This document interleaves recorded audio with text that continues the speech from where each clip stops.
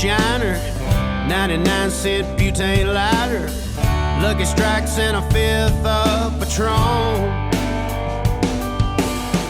Ice down that igloo cooler, tank of gas that ought to do her. I can feel a good one coming on. Throw in Ray Wiley Hubbard, sing along to Redneck Mother. Any blues I had before are gone.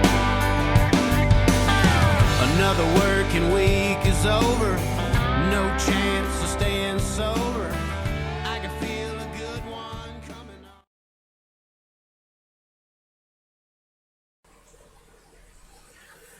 Hey YouTube, Piping Beardsman here, coming at you live, I guess. Live here, won't be live when you see it, but sitting up, playing that Insomniac game again, and burning a bowl of baccy, and actually I'm burning it today in a, I guess they call this a clamshell. I don't know, probably can't see it real well, the hand trick don't work on a shitty camera, but little deal I was playing around with last summer when I thought maybe I'd try my hand at pipe making. It's a pretty good smoker though, I will have to say that much.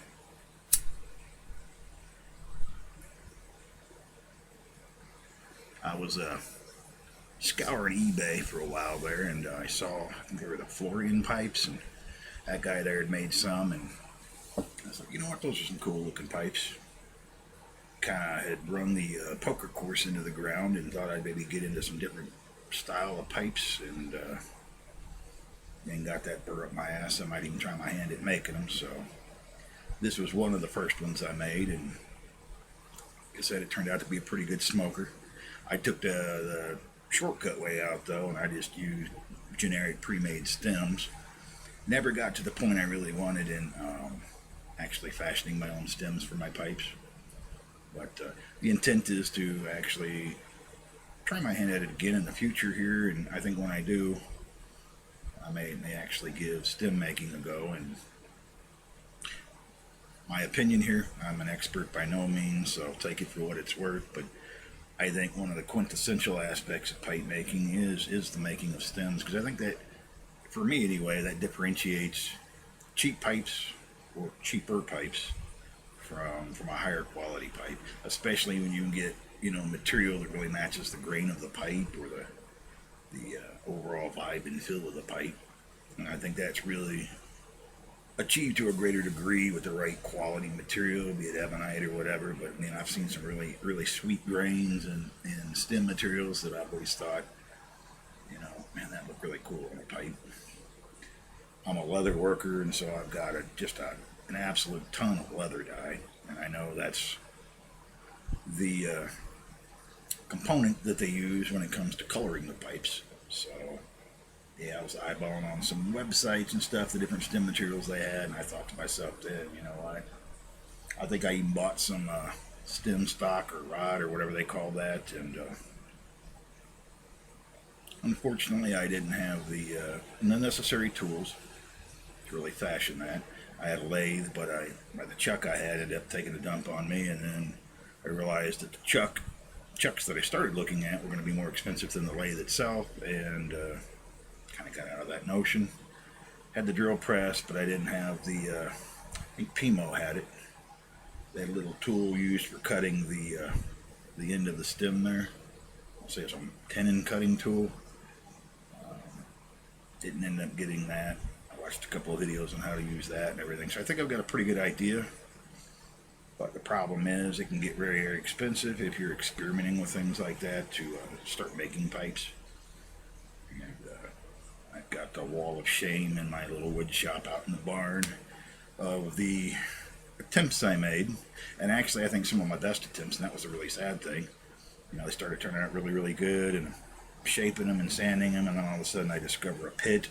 And the more I try to sand the pit out, the bigger it gets, and next thing you know, you got a hole blown in the side of it. It really sucks when you buy a quality chunk of briar, what you think's a quality chunk of briar, and you end up with a fancy doorstop. But I guess it is what it is. Anyhow, I'm digressing. Not that I had a really big point in this particular video anyhow, other than ramblings and whatnot.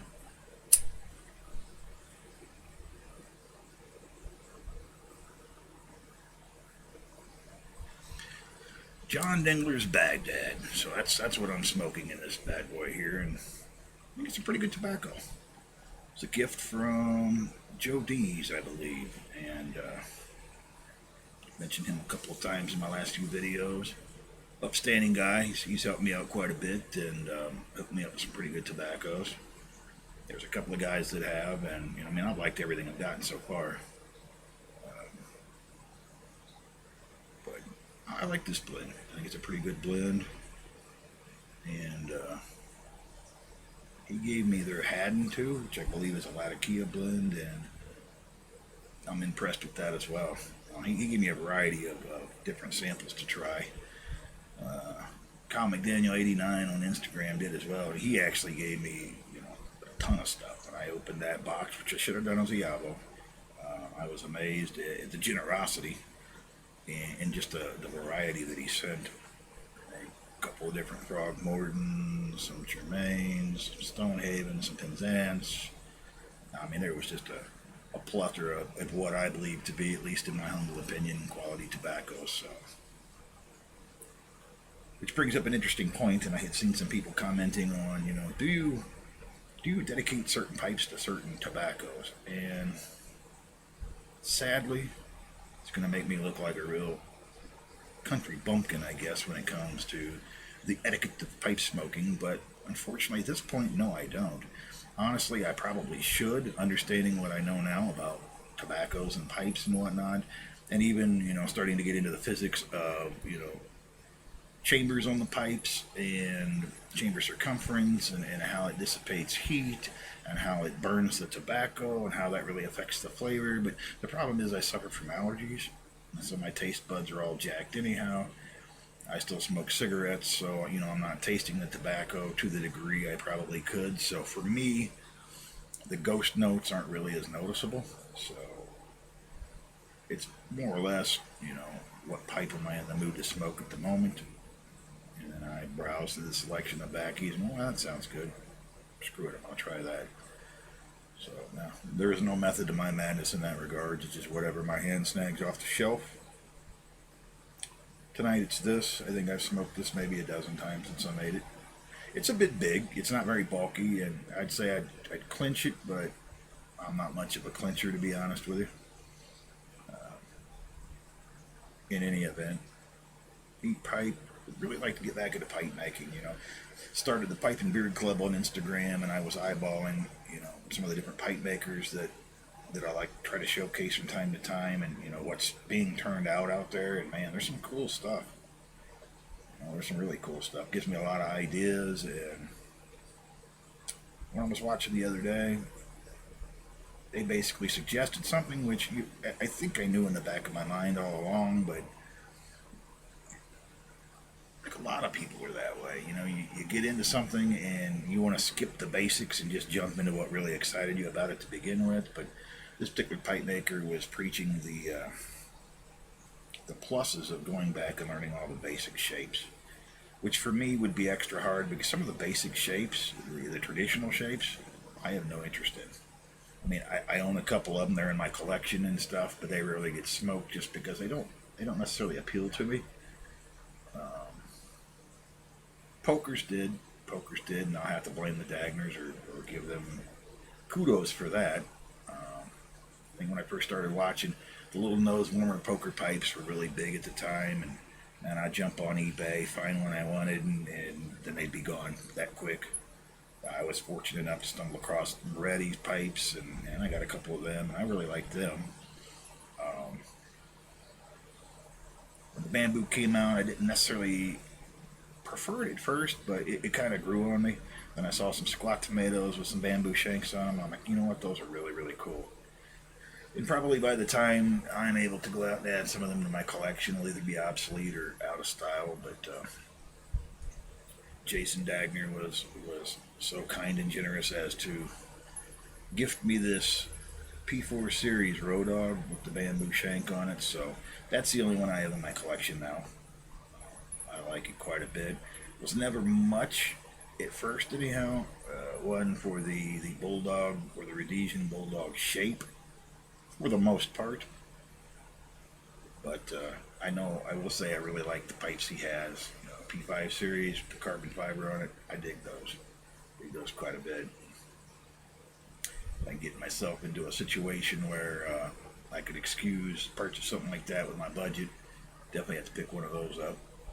I really wanted one of his first series too, but situation at the time didn't work out, so unfortunately I missed out on that. It would have been nice to have at least had one pipe from each of his series releases, but it's what it is, I guess. But I like all the pipes that are out there. I know yesterday was, and I didn't post anything about that, but Corncob Tuesday, that's what I refer to it as, and got a humble collection of corn cobs now, and I really like the Shaw Pipe Company. I like a lot of the cobs out there. I like Missouri Meerschaum. I think obviously everybody's got some of those in their collection, and that makes up the biggest portion. But at the Dotif on Instagram, I picked up one from him off his Etsy shop. I like that. What else? The Shaw Pipe Company.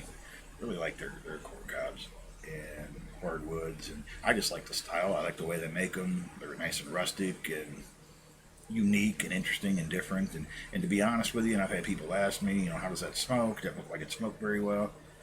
With the exception of I don't know. I haven't tried, and I'm afraid to try. But I don't know if the stem would come out to where you could really clean it in that regard. Or I highly doubt they've got filters in them. I think once they're made into the pipe shape, you're pretty much stuck with that. But I don't smoke it extremely heavily. I don't smoke it a lot. I like the way it looks. I like looking at it. And he's got a couple other pipes on his website, Ian, I believe his name is, that I wouldn't mind adding to the collection. Dig the corn cobs because I live here in Cornfield County, USA, and I'm surrounded by cornfields and love eating sweet corn in the summertime. I steam that up and eat a ton of that. Corn's always been my favorite veggie, so I kind of got an affinity for corn, and corn cob pipes they play into that. So yeah, I dig them. Like the Corn Cob Tuesday. Shout out to Corn Cob Nation. They're on Facebook. Callie, the Queen of Cobb, shout out to you. I know we've chattered under my Piping Beardsman Instagram page and a little bit there on the Piping Beard Club Instagram page. And I watch all your videos, like what you're doing there. Cobs. So yeah, I definitely dig the cobs. Cob pipes are cool. And there's so many good pipe makers out there, I don't even know. If I were to get one pipe from every maker I like, I'd literally probably have to win the lottery to do so. There's that many out there. Like what Al Pipes is doing. I like One Man Smokes Pipes. Love to get one of his. Huck's Pipes. Now I like some of his stuff. Dana and Tim Pipes. Obviously the Mark Balkovit. Rick Black. Paul's Pipes. Joe Case. Man.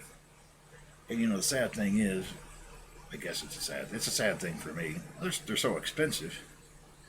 I start adding $300, $400, $500 here, $300, $400, $500 there. It gets to where I can't even justify it with the wife. If I was honest with her about how much I spent on what I got so far, she'd be bitching at me to get a new hobby. Really, honestly. I guess then again, for that matter, if I told her how expensive it was to maintain a beard, she'd probably crap her pants thin and tell me to shave it. Not that shaving's a lot cheaper. Actually, I think shaving's more expensive, but I digress. But, yeah, the good tobacco's out there, and I just seen that Sleepy Hollow had a little ad up. Up Sleepier will sell the stuff, and I kind of agree with Jason. Why would you get a good blend? It's a good selling blend, and then decide to make it a once-a-year deal. That just, from a business perspective, it makes very little sense to me. Then again, I guess it's why I don't own my own tobacco company, and they haven't called me for business and marketing advice, but it doesn't make any sense. And then you got the Seattle Pipe Club, and every time I try to order Mississippi River, it seems to be out of stock, and man, I'll be honest with you. I've worked on a business degree for off and on for the last 6, 7, 8 years. Life tends to interrupt it, and I go back to it, and then it interrupts it again. And I'm working on my MBA, so it ain't gonna be an 8-year degree. It'll probably be more like 12, 16 years, but sooner or later I'll get it, and it'll hang on the wall and collect dust and nicotine. And but anyway, yeah, from a business perspective, man, I'd be up on. I'd have that so much of that stuff in stock there that I'd never run out. That would be. I mean, if I saw that particular blend of tobacco was popular, man, I'd turn my focus on that, and we'd be churning out plenty of that stuff. I'd make sure. Excuse me. Which brings me to another point, because on the Life and Beard Club, I see quite a bit of talk about. I haven't had the luxury of trying it yet. The Forster blend. I hear good things about that, and then I heard they've had some issues, and it may not be available for a while, and kind of sad. I think, if I understand properly, it's a Swedish blend. It's made over there in Sweden. Thinking it's somebody in the Swedish Pipe. It's a Swedish Pipe Club. Swedish Pipe Smokers. In any event, I'm thinking it's Lundell, but I could be wrong. One of those gentlemen over there churning out that blend, and everybody I've seen that smoked it and done a review on it likes it. So hopefully they can get that back up and running, or maybe it is, and I'm just out of the loop. And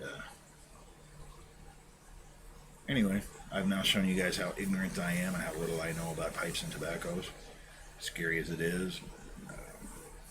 But that's why I'm a member of the YouTube piping community. I'm here to learn, and that's why I don't make a lot of videos. And I haven't made a lot of videos over the last year because, for me, you learn by listening and watching. So YouTube is a perfect learning experience for me. My dad used to tell me, son, you don't learn by running your mouth. You learn by listening and watching. So, yeah, I've lurked for years, and lurking's done. I'm going to come out here and spout my ignorance, and maybe I can fool some of you guys into thinking I know what I'm talking about, and the rest of you, well, I'm still learning. That's why I follow you guys. And as I stumble across folks out there that make good videos and know what you're talking about, I'll be adding you to my list of subscriptions, and I'll be following you too. And I don't plagiarize. You can consider me your personal marketer. So if you hear me regurgitating information that you may have posted on your videos, don't be upset. I'm not infringing upon your copyright there. I'm simply passing the information along. I never take credit for any information I give you unless I made it up myself. And if I did, don't verify it. Although Wikipedia is a good place to verify everything, so you can always check it out there. Just kidding. Anyway, the kids will be up here shortly. Wife will be up shortly. They'll all bitch at me for not sleeping again tonight, so I should probably get off of here, shut my pie hole, and at least pretend like I'm trying to fall asleep, or I'll never hear the end of it. So I appreciate you guys stopping by once again, bearing with me, listening to all my incoherent ramblings, and we'll talk at you later. Because from the looks of it here, I'm at about 17 minutes, and I don't know if there's something about that 15-minute mark, but I keep hearing people refer to it, so time to zip it, throw it, tell you that the Piping Beardsman here signing out, and smoke on Beard Strong, folks. Thanks for stopping by.